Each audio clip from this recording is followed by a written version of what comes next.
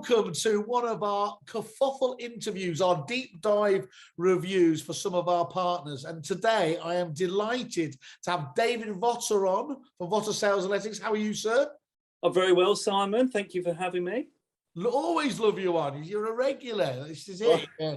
You like the norm out of cheers on our Kerfuffle shows now. So we're really pleased to have you on. Obviously, in fact, I think we had you on one of the panel shows before, and that's why I was really keen to talk to you again, because the way you were talking about PayProp, who we're looking at today, was really it was really passionate in terms of what you've done. And I've always made a big point. We were talking off camera, weren't we, about how, it's just been award season, conference season, and everything else. And I always went out my way when I was in my previous existence to say, I almost had to shoot down the Supplier of the Year award because I hated it. You don't want to be as a supplier to a business. You want to be a partner with. And it strikes me that very much feels that that's the relationship you've got with PayProp. Would it be fair just to say that from the outset? Well, yeah, I'd say so. I mean, there's no formal agreement. There's no remuneration for me as such. It's a case of, I'm one of these people, with my position at Property Mark, I want other agents to benefit from what I have as well. So for me, it's a case of I use certain products. And if someone says to me, what do you recommend? Well, what I use works really well for me. And PayProp has revolutionized my business as such. So that's kind of the angle that I come from. There's no hidden agenda. I'm not trying to, influence anyone. All I can say is my own experience. And that's that's how I live my life. So I saw a load of Christmas presents just to date this as well, going past. That wasn't definitely delivered by PayProp. So definitely not. The bottle of champagne, on the other hand. Well, we have to do all of those bribery acts and everything else there. So I think that's really, yeah. Well, I'll tell you what I do like about that, of course, and it is really important just to plug ourselves, is if you don't share that information, more and more of your peers in the industry are going to continue making bad mistakes, going for the products, as we know, that, are too shiny and don't deliver. And the one thing that I do think you can say, without a hint of doubt about PayProp is it's one of those core products that solves a very real issue, doesn't it, for many lettings agents? And that's what's absolutely key about it. Before we kick off into that, though, if it's all right, David, would you mind just describing your own business as just in terms of, so people understand the sort of where you sit in the marketplace, how many properties you look after and that kind of thing? Yeah, I mean, we're a small enterprise as such. I mean, I set the company up in October 2018, so we're only 3 years old, Simon.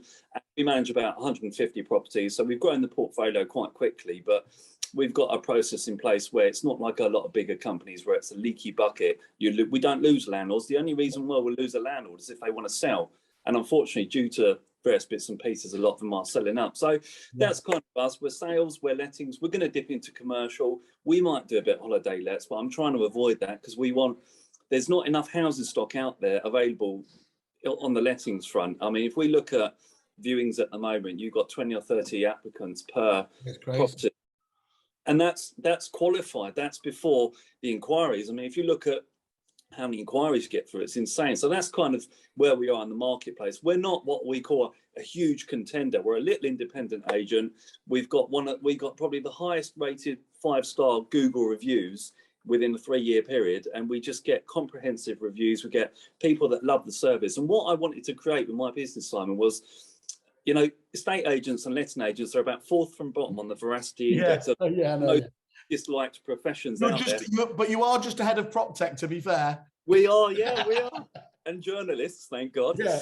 So I want us to be up there a bit more, because you think of the work that goes in. There's so many agents that come across in the wrong way. Their perception's wrong. They don't look at notes. Their feedback's terrible. And whenever I'm out and about, I always hear people talking about property. My agent this, or this is what happened when I sold or let my house. And it's kind of like, it's a big topic. A lot of people talk about property. So what I want to do is get to a level where agents behave in a certain way and they can deliver a certain service, because the work they do is really robust. And I look at our audit logs. Each property we list in lettings, I look at the audit log from our software and I think, crikey, there's like 20 or 30 pages of entries and activity. And I think we're not giving that value back to the client. So that's kind of where I'm at. I want to create a level playing field as such. You know, we won't talk about roadblock because that's been kicked down the road a little bit. But if we get a level playing field, expert agents that do the job properly, there's enough business out there for everyone. But what I really want to do, what my main goal at the moment is to try and encourage more landlords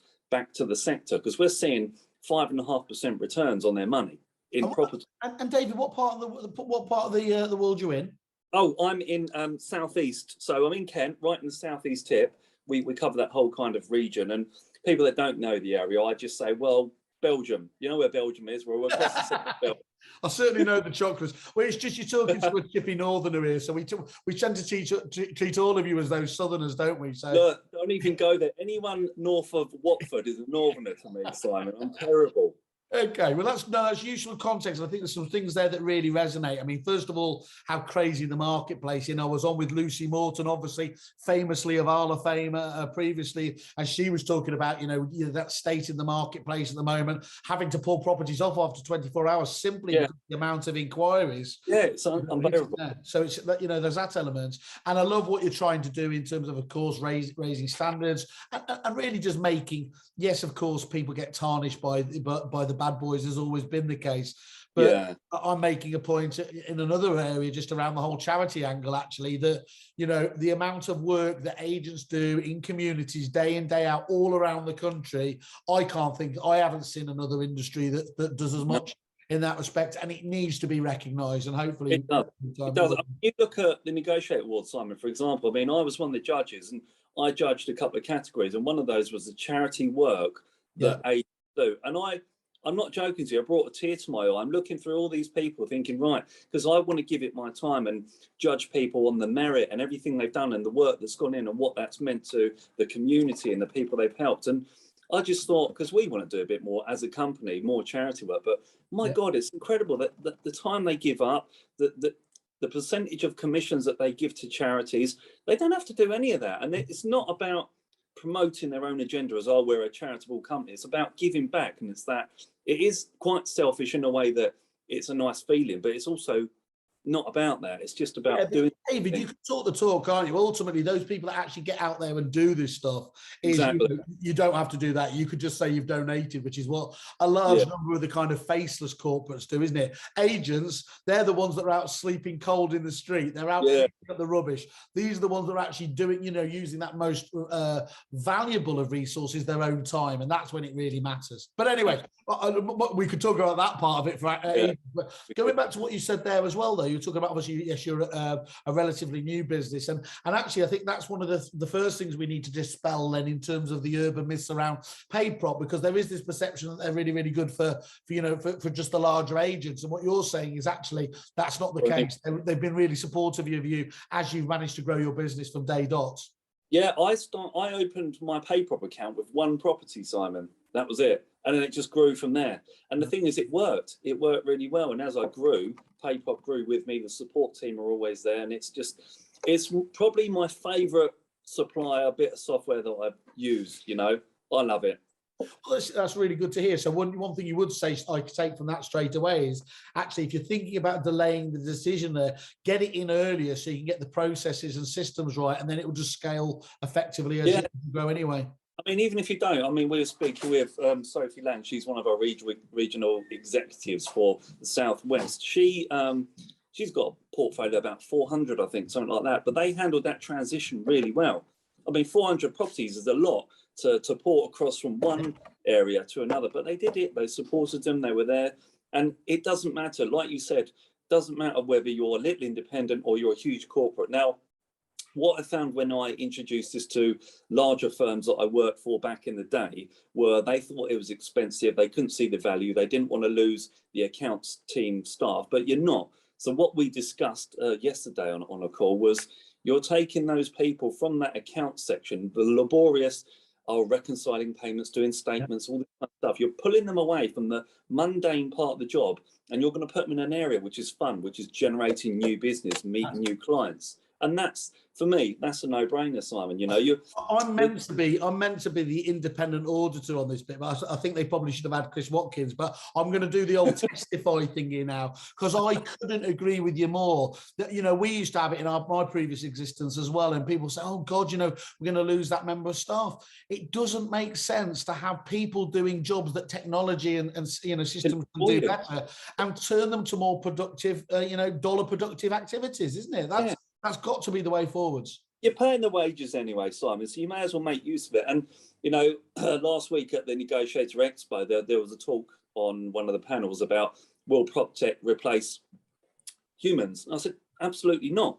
Because you've got to imagine that human interaction is exactly what we need. All the Proptech stuff, that will handle all the transactional stuff, all the day-to-day bits and pieces. Whereas you can't ever lose that human element of what we as estate and letting agents do. You know, we should have qualifications for all sorts. You know, we have to be a therapist, we have to be a punch bag, we have to be all sorts, like in a lot of jobs, I guess. But, you know, if you can use the Proptech to work in your favour, then you can focus on what you do good, which is people person. We're a people industry. Let's go and build relationships, and we'll let the technology do the work for us. We'll input the data and work with it. That's the way I look at it. Perfect. Well, I'm not disagreeing with you at all there. Do you remember what attracted you to them in the first place?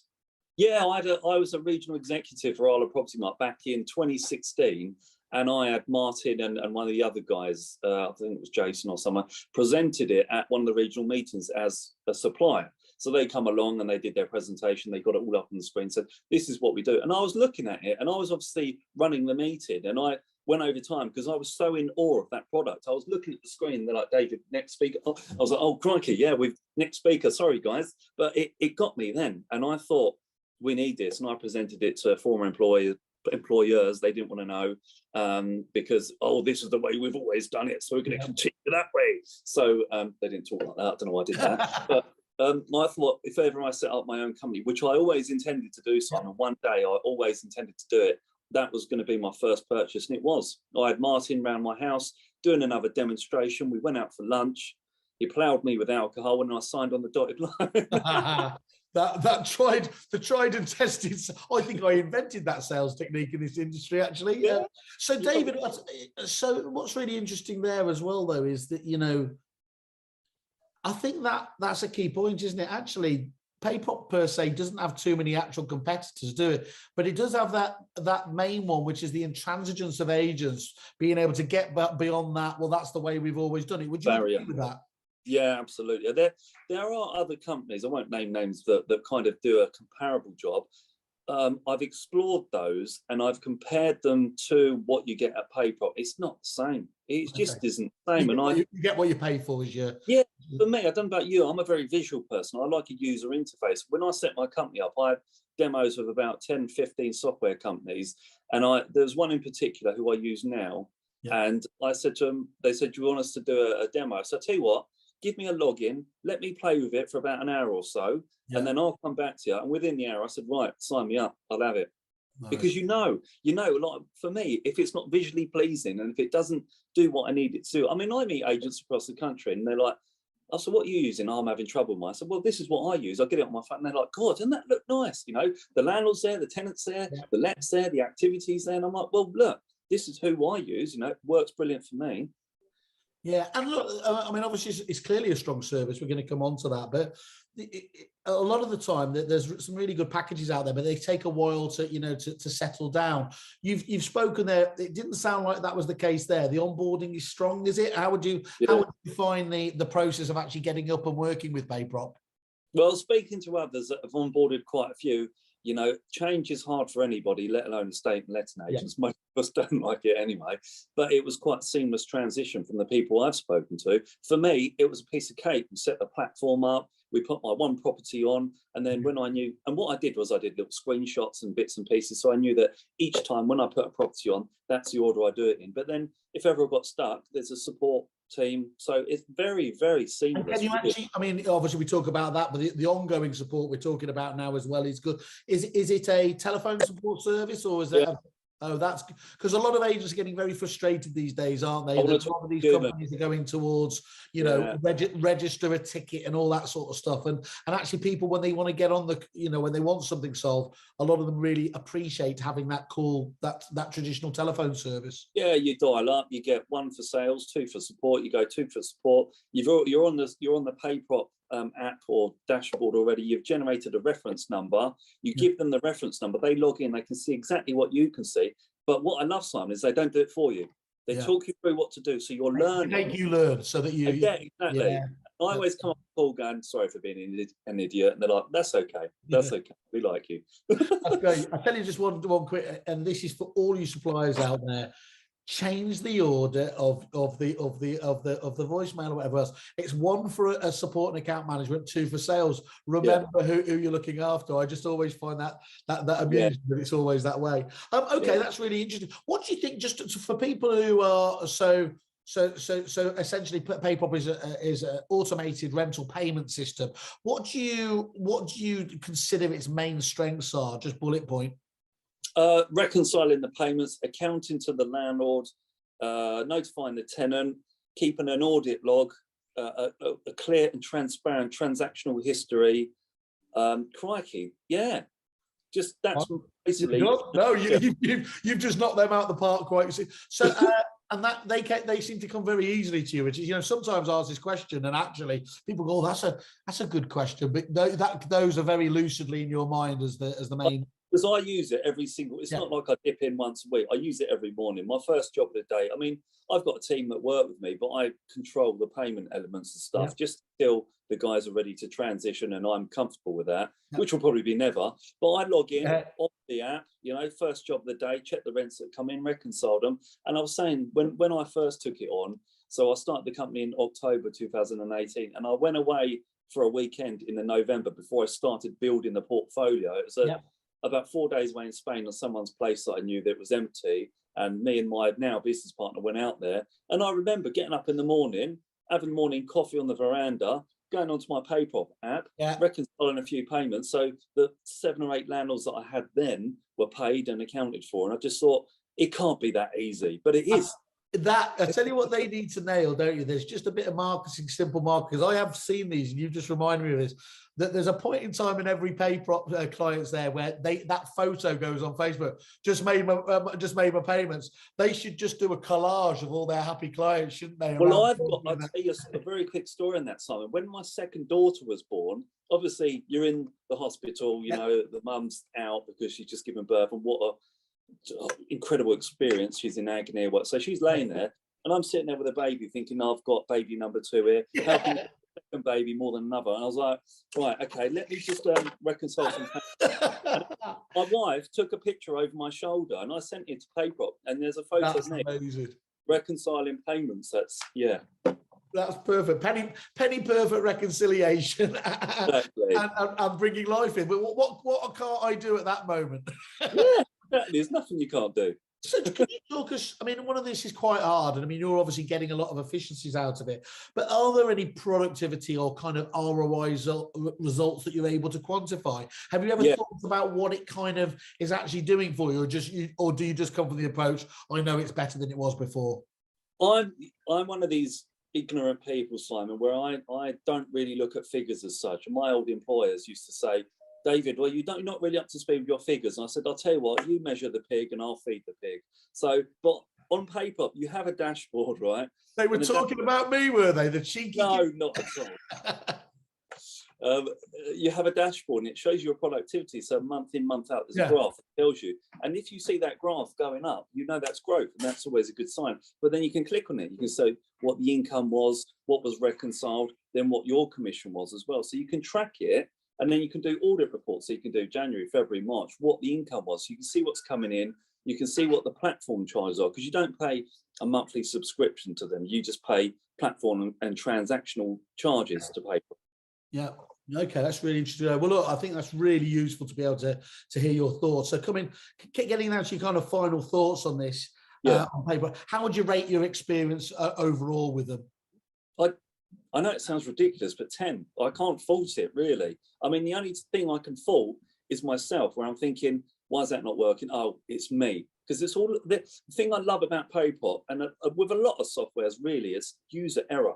If something's not working, it's because you're not doing it right. You're being a numpty. You're looking at it, and you've not put something where you should have done. So then you look, and then you accept. There was a very unfair techie phrase that's used around suppliers called picnic. Problem in chair, not in computer or whatever it is. So that was how we always described it. It was but that's really useful to know. We don't do a 10-star system, just so you know. So it's a 5-star, but you're firmly giving it that. 5. Yeah, we're 5. Good stuff. And as long as I suppose you don't want your competition using it, but I guess you'd be recommending that to other agents looking for a solution in this vital area as well. Yeah, I do. I mean, because of my position at Property Mart, I've got to be careful that I'm not recommending things that are not part of our network. But all I can say, as an agent, with my agent hat on, this is what works for me, and this is my experience. Now, you know, if you're having a tough time, I mean, I speak to people, like with my accountant, I have people that say, well, I'm doing my end of year books and I've had to put myself in a dark corner for 2 days. I don't do that. So what I do, I speak to my accountant, who's actually a good friend of mine now. I say, here's my logins. He's got my logins. I've got nothing to hide. My logins for everything, right? And he'll text me, he'll say, right, I'm doing your accounts. Text me over the share code or whatever it is so I can log into your bank. And he does it for me because I'm a letting agent. I'm not an accountant. I don't have time to go through accounts. My job is to generate new business, look after what we got, and just try and, I don't know, support, encourage, and get more agents across the country to do certain things. That's really good to hear. So technology Proptech tends to fall into 3 categories: shiny, not really solving any solution; nice to haves, and essentials. Which one would you? I'm pretty sure I know which one you're going to go for, but where would you put PayProp in there? Essential, all day long. Essential, yeah. Good stuff. David Votter, fantastic to catch up with you as ever.